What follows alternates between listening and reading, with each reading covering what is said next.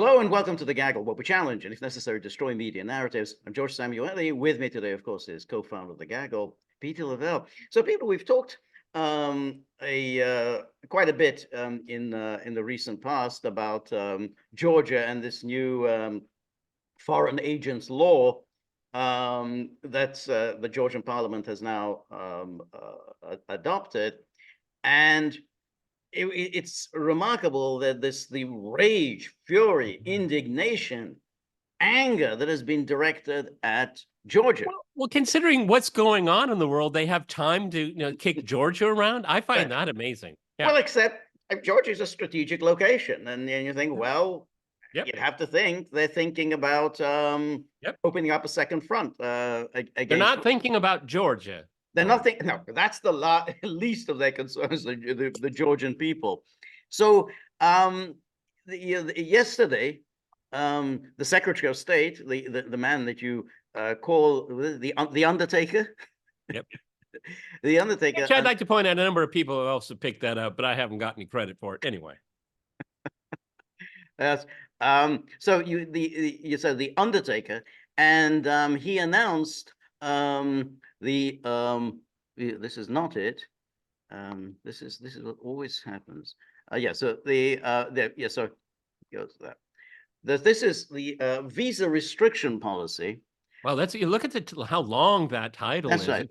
It's serious, a big title for a small country. Okay. Announcement of a visa restriction policy for undermining democracy. It's kind of interesting, isn't it? I mean, whatever they do, it's Georgian politicians dealing with what needs to be done in Georgia, and immediately they're getting hit with visa restrictions in a country thousands of miles away. Well, I just think there should be some kind of proportionality. Okay, I've been to Georgia before, so I mean, shouldn't there be some kind of visa restrictions on Georgia for bad roads and potholes? I mean, if you're going to intervene that much into a country's internal affairs, then why don't you go whole hog? Okay, Right. We'll get those potholes fixed. Okay, Right. I mean, there's money slushing around all over the place. Right. The point is, George, is to echo what you just said here. What business is it of the United States about what FARA law a foreign country has? Really? That's right. But the amazing thing is that according to the US and the EU, and they say this openly, there are 10,000 NGOs in Georgia. Now, 10,000 in a country of 4 million, that comes to an awful lot of NGOs per. Well, George, you're good at math. Yeah. So let's just say each one of them has $10,000. How much would that be? Each one of them has $10,000. That would be quite a lot. That would be 100 million. Thank you. How many NGOs work on $50 a year? How many NGOs work for $250? I think there's a lot of NGOs, thousands and thousands of dollars. Yeah. And a comprehensive review. He's also adopting a comprehensive review of all US-Georgia cooperation. So we're doing this. We're reviewing, and we're doing it comprehensively. This sounds like waterboarding could be involved. Yeah, that's right. Over the past few months, he says, the ruling Georgia Dream Party has developed and passed a foreign influence law that would stifle the exercise of freedoms of association and expression, stigmatize organizations, and serve the citizens that serve the citizens of Georgia, and impede independent media organizations working to provide Georgians with access to high quality information. Now, as we've said many times before, it doesn't do any of that. It just asks for transparency. I mean, no one's banning anyone from doing anything. Just want transparency. Tell us your sources of funding. Yeah, and George, I think it's kind of important to point out that the Georgian Dream Party was elected to power. Yes. Okay. Yes. All right. Yes. This idea about foreign influence, this has been around for well over a year, and now it has come back. And so the elected democratically elected officials. There's no one in Washington that doubts that the Georgian Dream Party is there illegitimately. That's right. So, you know, the who's undermining democracy here? That's right. That's right. It's also interesting how quickly they turned on the Georgia Dream Party, because they used to like the Georgia Dream Party. As long as it was anti-Russian, they were all in favor of it. Well, it's still anti-Russian. It's still anti-Russian, exactly. And it says, I love the one about the high quality information. What about the low quality information? I mean, as Georgian citizens have voiced opposition to the law, we have seen clear indications of a campaign of intimidation and the use of violence to suppress peaceful dissent. It's peaceful. But this document itself is the definition and a demonstration of intimidation. Intimidation, because it is. Because this is a tiny country, and you're the United States, and you're warning of these dire consequences. I mean, what the hell is that other than intimidation? Both the national security law and the repressive tactics used to quell legitimate dissent undermine Georgia's democracy and the fundamental freedoms to which the Georgian people are entitled, and run contrary to Georgia's long-stated goal, reflected in its constitution, of Euro-Atlantic integration and strategic partnership with the United States. So that's what's important here, is Euro-Atlantic integration. Euro-Atlantic integration, strategic partnership with the United States. Remember, they still have that invitation to join NATO. That's still there. There was a Bucharest summit. It was an invitation extended to both Ukraine and Georgia. So, but again, they're talking about this democracy, freedoms. I think how is asking anyone for their sources of funding? Isn't that what democracy and freedom are supposed to be about? Transparency. Then you should basically tell us who's paying you.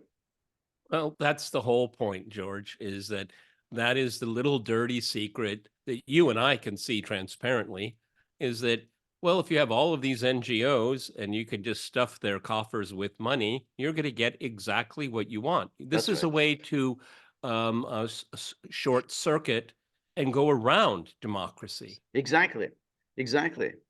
And then he goes on, in response to these actions, the Department of State is implementing a new visa restriction policy for Georgia that will apply to individuals who are responsible for or complicit in undermining democracy in Georgia, as well as their family members. I always like the family members. It's you got a nice little country there. It would be a pity if something happened to it. Yeah, but I like the family members. Your son's planning to go to Cornell next year. I think that may be a problem. I don't know whether the visa is going to be able to come through for the fall semester.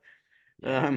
And visiting your relatives, well, could be problematic. Yeah, exactly.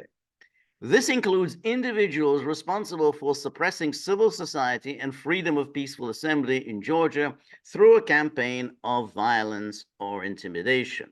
I haven't seen a lot of violence or intimidation. No. I've seen rent-a-crowds. That's right. Well, that's really the point. It's the rent-a-crowd to create the crisis. And this is really what it's about. I mean, you have to say they are planning a color revolution. I mean, they want this. Of course. Yeah. The Undertaker, he's shooting the first shot across the bow. That's right. It's very publicly too. That's right. Exactly. We tried. We warned them. That's right. Yeah, we were patient with them. We gave them advice. God, and what they made us do, it's unforgivable. That's right. Again, I'm the victim here. Oh. Yeah, exactly. It hurts me more than it hurts you. It hurts you. U.S. support for Georgia's democracy is long-standing and foundational to our bilateral relationship.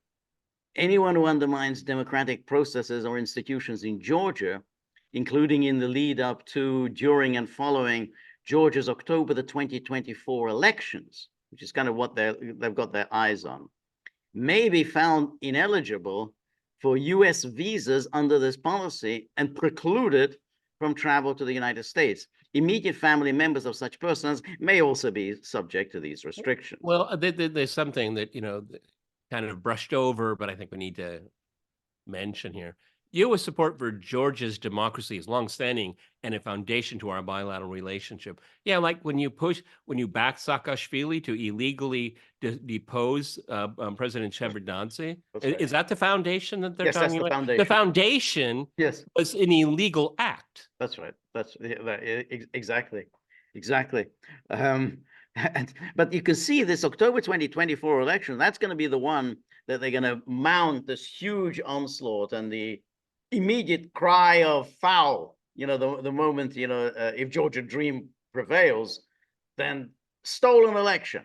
And then they really go into So action. what Blinken is essentially saying here, we have lost confidence in the Georgian people. Georgia's democracy, and we're going to That's have right. to intervene to protect it. Okay? Exactly. We have to overturn the people's will. That's right. Exactly. In the name of democracy. That's right. We have to, we have to destroy Georgia's democracy in order to save it. Yep. And then he goes, I'm also launching today a comprehensive review of bilateral cooperation between the United States and Georgia. It remains our hope that Georgia's leaders will reconsider the draft law and take steps to move forward with their nation's democratic and Euro-Atlantic aspirations. Can you see Euro-Atlantic aspirations? Can you see the pain in the Undertaker's face? The pain. As we review the relationship between our two countries, we will take into account Georgia's actions in deciding our own. So it's like you're on special report. That we're examining very closely all of your actions, and if they don't meet the required standards, then things could get a little messy. So in the meantime, put on a Dunsat and sit in that corner until we're done. That's right. That's right. So now here's something very interesting. This is the guy who's becoming a hated figure. He's moving into the sort of the Orban Fico categories. This Georgian prime minister. And he's getting closer and closer to like Saddam. Okay. Exactly. And he's a young guy. On the trajectory. He's on the trajectory. Exactly. He's a young guy and a quite good looking guy. And so he made this statement, a very interesting statement that it's on Facebook. Now, this is a Google Translate because I don't know Georgian. So this is Google Translate. So it may sound a little awkward in English. The public observes the developments surrounding the law on transparency and sees that a number of high-ranking foreign politicians do not shy away from even open blackmail against the Georgian people and the government that they have elected. So this is Irakli Kobahidze. And then it goes on, we have long been accustomed to this kind of insulting blackmail, and it has essentially lost its relevance for both the society and the government. So this is everyone just to remember, this isn't Russia blackmailing Georgia. This is the United States. Yes, exactly. He's talking. Yeah, yes, exactly. So, and again, we're getting this. This wasn't featured in Politico. I mean, imagine if what's the name of that Moldovan president who was always sounding up. Boom, she says, "Oh, Putin is blackmailing me." Politico, the lead story on Politico, The Guardian. But here, this is, he posts this on Facebook. No one mentions this. Then he goes on. However, even in the face of prolonged blackmail, the threat that was voiced during a telephone conversation with one of the European commissioners was shocking. The European commissioners, it was a threat, the threat that was voiced in the telephone conversation. So what was this threat? In particular, in a conversation with me, the European Commissioner listed a number of measures that Western politicians can take after overcoming the veto on the transparency law. And while listing these measures, he mentioned, you see what happened to Fico, and you should be very careful. Oh. Well, this is. I think that this is a hallmark. What people say earmarks, but this is a hallmark of the Tony Soprano school of diplomacy. It is. Yeah, that's right. Yeah, exactly. That's right. He's talking to European, so he's on the phone. He's talking to this European commissioner. This is guy Oliver Varhelyi, who's a Hungarian. And so he tells him, well, you see what happened to Fico, and you should be very careful. And then he goes on, when the Prime Minister of Slovakia, who suffered a terrorist attack a few days ago and is still undergoing treatment, is mentioned in the context of blackmail related to the transparency law, it is extremely disturbing to us. You would think. I would like to emphasize that according to preliminary information, traces of the special services of one of the countries, which are particularly closely connected with the Global War Party, are behind the attack on the Prime Minister. Huh. I don't fully understand that. I mean, which Prime Minister? We're talking about Fico, we're talking about the Georgian Prime Minister. I was going to let you explain that. Okay. Right, exactly, because okay, well, this is a machine translation. Exactly, so it's a machine translation, so I can't judge. A pronoun might have dropped out. Exactly, that's I think a point. It's that there's a sort of lack of subject verb agreement. Yeah. Well, I even with the challenge of the translation, this is batshit crazy stuff, George. Right. Yeah, exactly. One of the countries, the special service of one of the countries. One is which country? Oh, it's always the British. I mean, I would be I was British. That's. I think that's really. Is that their only? Is that the last calling card of the British? Is just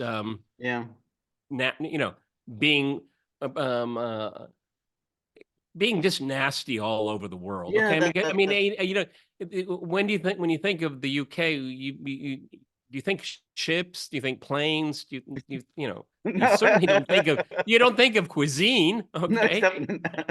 You don't think of pretty ladies, okay? No, exactly. But they do espionage, okay? Espionage, terrorist acts, subversion. That has become their calling card. Yeah, you're right. It's not, they're not making new phones or new computers or new watches or anything like that. Yeah. And the only food worth eating is foreign food. Sorry. Breakfast. I mean, that's always that's it. Last time I was there, and that was 4 years ago, I had an English breakfast three times a day. Yeah, exactly. That's it. Because it was marginally affordable. Okay, it was very tasty. Yeah. It was still very expensive, but everything else was expensive and tasted awful. But yeah, I agree. No, but the English breakfast, that's something special. Yeah, that's the full Monty. Yep.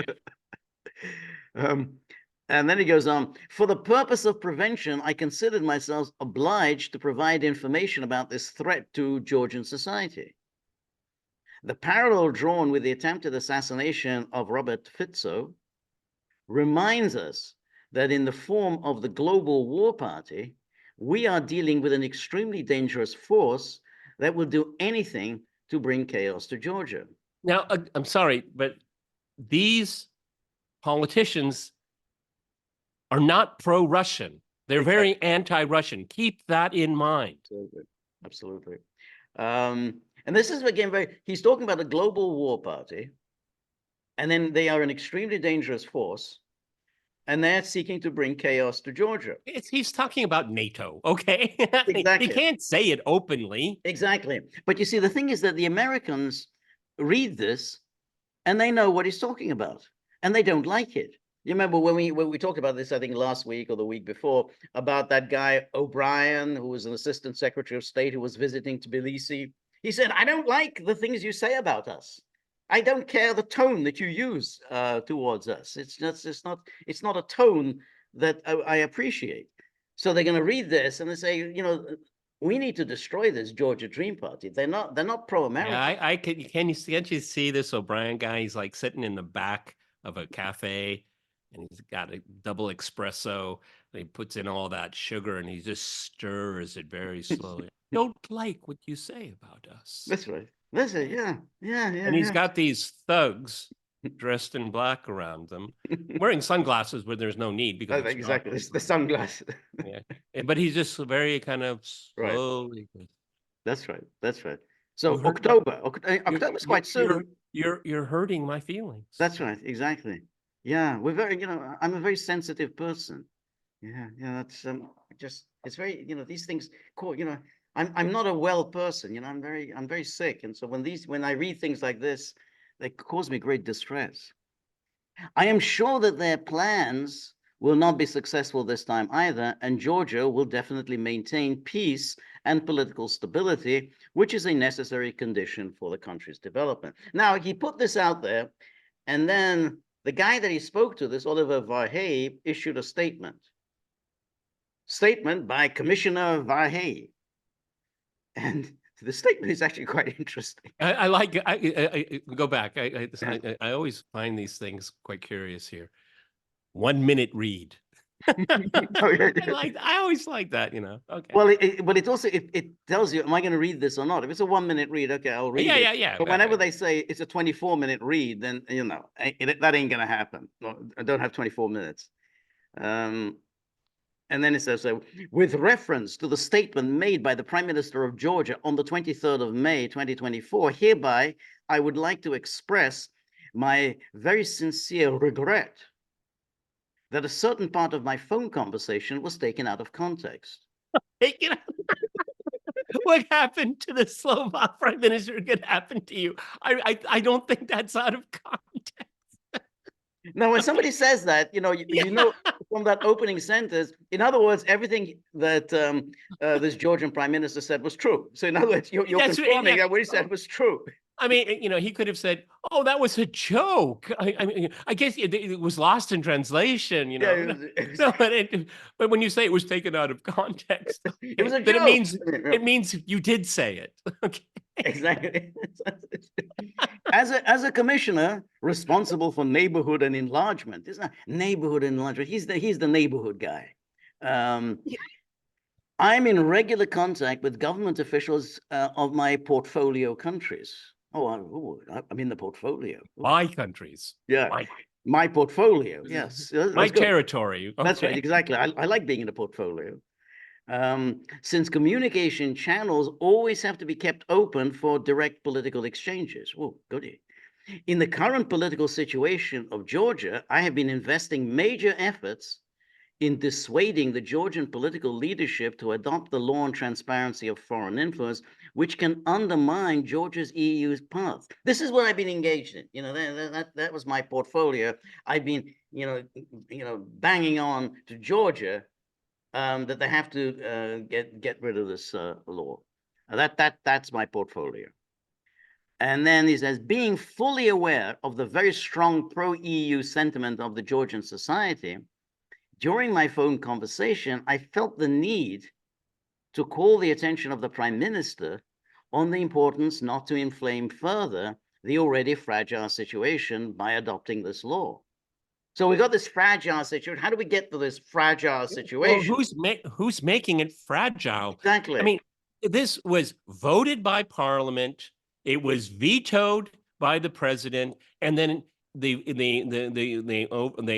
over what do you call it? They what's the word? Overturned. Overturned. Yeah. The veto. That's That's how a lot of parliamentary democracies work. Exactly.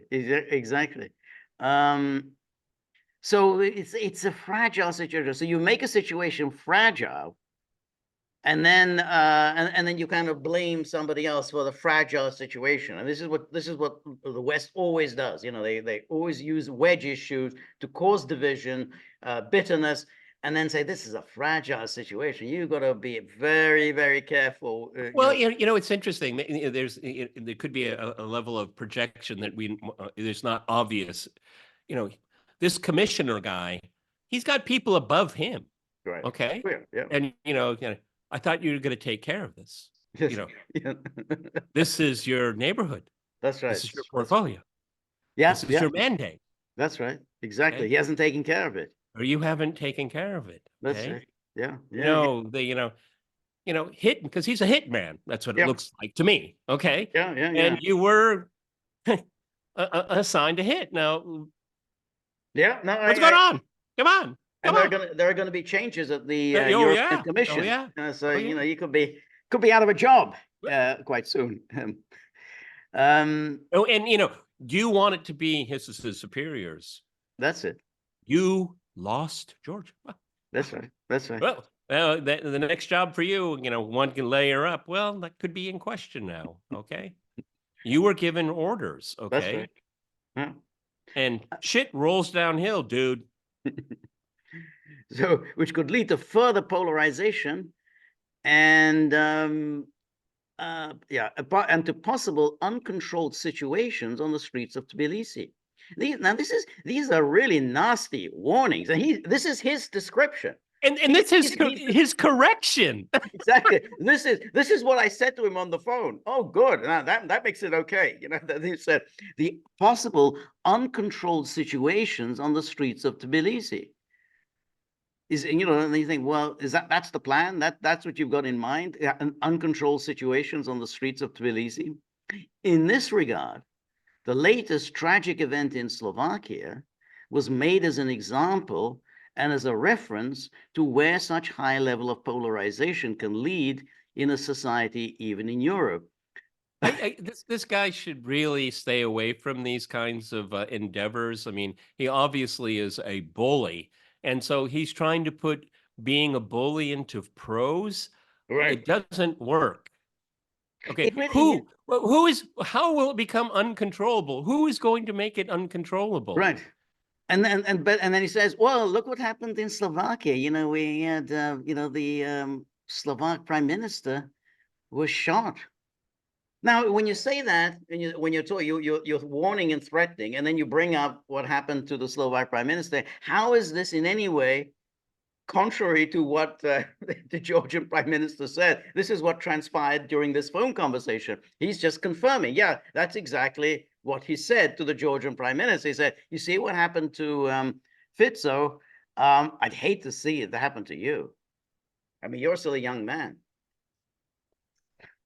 And then once again, I regret that one part of my phone call was not just fully taken out of context, but was also presented to the public in a way which could give rise to a complete misinterpretation of the originally intended aim of my phone call. Yeah. What could possibly be a different interpretation, George? I mean, what he did, he's trying to correct the record here, but he's just confirming what the Georgian prime minister said. That's all this does. Totally. But it's interesting why he felt the need to issue this statement.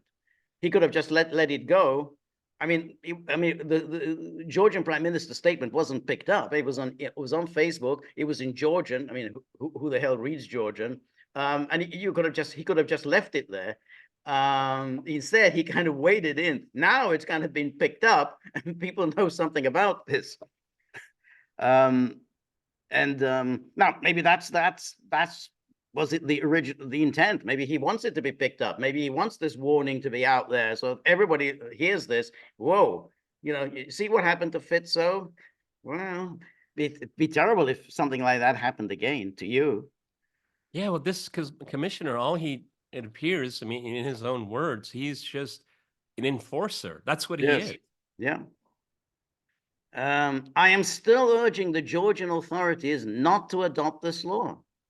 They already have. That's right. They think that basically they can just overturn this. I ask this also as a well-known and so far respected friend. So far respected friend. This guy keeps blurting things out. So far respected friend of Georgia. Yeah. Okay. I am continuing. Well, I mean, that's kind of it's kind of like maybe Khrushchev saying I asked this as a well-known and so far respected friend of Hungary.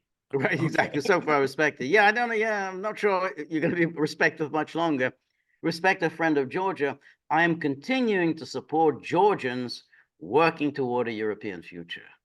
Thank you. I really want to. Well, isn't this a really interesting commentary of what European values are? These are our values. Again, we can't get away from the mafia motif here. I'm sorry, but if you want to be a made man, right, okay, like the other made men, right, in the European Union and NATO. This is what you've got to do. It's exactly what this is. Well, You have to yeah, go through a rite of passage, okay? And this is it. This is one of them. And yeah. it doesn't matter what your people think. Yeah. So we have, the first leg, you have Blinken crack with the with your visa restrictions, and then you have the EU guy. And the Europeans now seem to be they are coming across as the nastier, even nastier than the Americans. I mean, the Americans are kind of taking a back seat. The Europeans are being the really mean, and this guy's clearly threatening him. I mean, saying, "Dan, you see what happened to Fico," which is very interesting. Also, like, do you know something that we don't know about what happened to Fico? Because I mean, so far we just assume that this is this lone loony guy, but there are clearly suspicions that he wasn't acting alone, and then there may well be other people involved in this. So, Well, I if you mean, know something, you really should share it with us.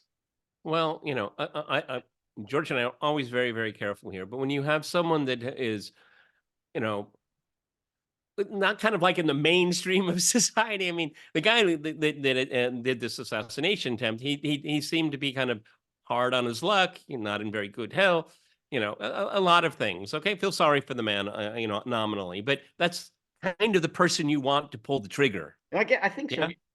Yeah, exactly. That I think that's the thing. And again, he's 71. There'll be some sympathy for him. He's coming to the end of his life. I mean, it's just so yeah. That exactly. You don't want some young, athletic, hit man who's going to make a swift escape. So this, yeah, boy, this poor unfortunate guy. It I mean, when people like that speak, this Verhey, you have to think there's, it's very interesting who gets shot. The person that you have been targeting for month after month after month, driving this hatred against them, and lo and behold, he's shot. And then you use that example to warn somebody who you're starting to target as well. We can throw Georgia into this here, but if you look at Eastern Europe, and George and I like to look at meta history. Again, it has a lot to do with how you understand how the Cold War came to an end. Now, we're on the record of saying that the Soviet Union opted out of the Cold War. That is completely unacceptable in the West. We see that being played out in Georgia and, of course, Ukraine. But when you look at the Eastern European countries that were part of the Warsaw Pact, they switched allegiances, and I say that in air quotes, okay, very, very quickly. And, Eastern Europe, and this has been very well documented and studied. One of my professors at Berkeley, Andrew C. Janos, I don't know if he's still with us, but he edited a book called The Politics of Backwardness in Eastern Europe. It's a very interesting book.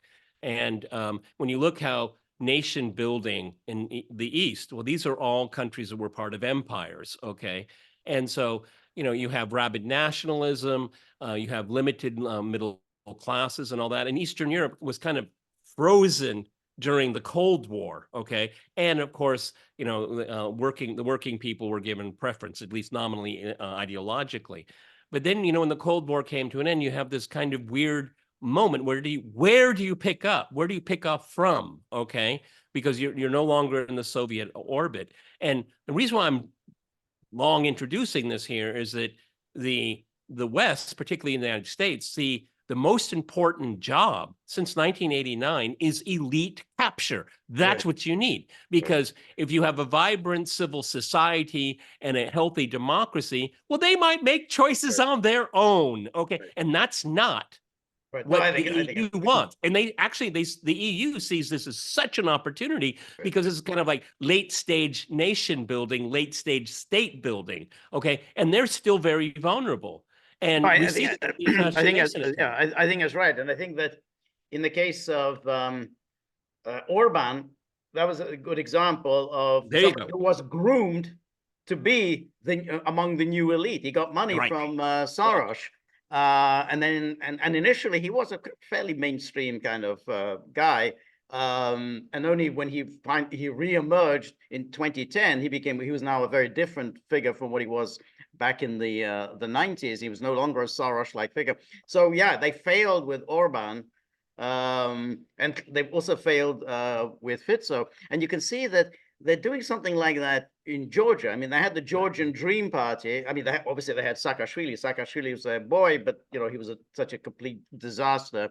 But now then they tried with the Georgian Dream Party. It's not working, and it's filling them up with rage that they haven't got this group in Tbilisi who are on board with with NATO policy. Even the name, the Georgian Dream, Georgia is dreaming about being. Georgia's right. Dreaming about becoming. Right. It's not about a dream for Georgia. Right. It's somebody else's dream. Right. Okay. And again, this Euro-Atlantic. Okay. You could tap dance to that. Okay. And that's it. It's elite capture. And we have this prime minister here in Georgia, democratically elected. No one contests that. Okay. But he's not following the script. And the script that we saw all through Eastern, from the Baltics, all through Eastern Europe, going into the Caucasus. It's the same plan. Right. And a few people stand up and say, well, we kind of like this idea of democracy. Maybe we'll do it our way. Right. And again, I keep stressing, and I want to sound like a broken record, this guy is no agent of Moscow. No, definitely not. No, as I say, the Georgia Dream had been sponsored by the West. The West, rather, they liked it. It's interesting why they particularly turned against it. It's kind of interesting. I think it's these NGOs. Some of them are so extreme and so violent and so much in the Western orbit that they got afraid that these NGOs, I mean, they want the violent overthrow of the government. And I think that's why they really turned against it. I mean, it seemed like this idea was defeated last year, and yet they brought it back. I think it is just out of fear of what these NGOs are up to. But see, that's what the NGOs are doing. That is the elite capture. See, the nominal template, we should have an open society. We should have capitalism. We should have competition. The mantra. Okay. Right. But see, the problem is that because the elites in some of the elites in Georgia have not been, or at least maybe they've even freed themselves. They were captured. Now they're freeing themselves. 2008 has a lot to do with this. We can talk about that later. But, the NGOs are saying, no, we're the cookie cutters. We know exactly what to do. We have the script, and you should. And what they want to do is they want to give it legitimacy by pushing it through Parliament. See, this is all democratically done and all that. No, the NGOs, they have replaced the democratic process. They have replaced civil society. They are civil society. That's right. So the question then arises, I think we obviously agree on what the goal is. The goal is a color revolution, regime change in Tbilisi, and to co-opt Georgia for the NATO war effort, open up a second front against Russia. Will they succeed? Will NATO? Well, it's interesting. Last we talked about this with John Laughlin, and you and I had a little bit of a quibble, and I think now we can iron it out. Everything you just said, I agree with, because this is the wrinkle here. This is the fly in the ointment. For all of the hand-wringing from Blinken and EU commissioners, they've got Georgia exactly where they want it, because now pursue regime change, okay?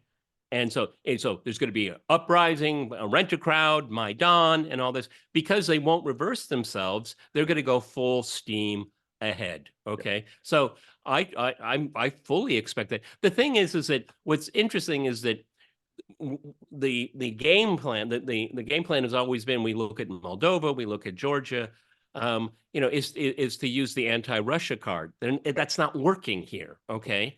And so they're going to have to go to an extreme. To save democracy, we're going to have to destroy it. We've already said it on this program. And I think that that's what they're going to do.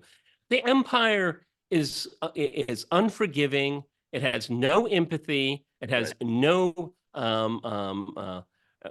moral compass. No. You have defied us. That's right. You have been warned, Yep. literally been warned. Yep. Okay. Yep. And a sloppy,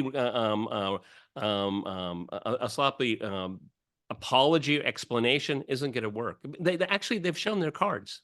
Yeah. They've shown their cards. Yeah, I agree. I think and as we pointed out, Georgia's too important from geographical reasons.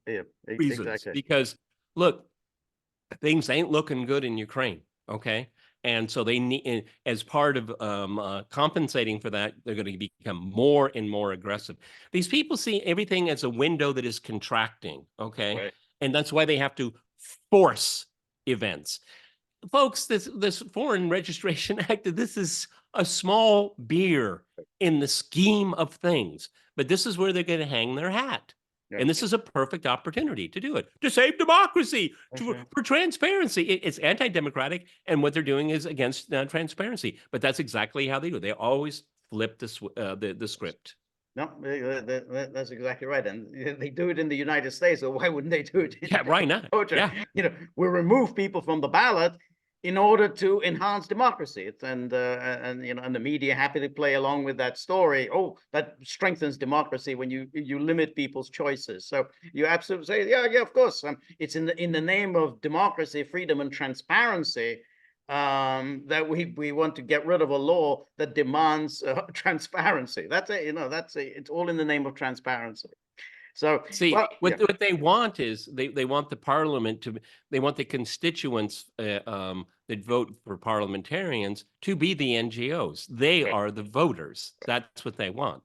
Right.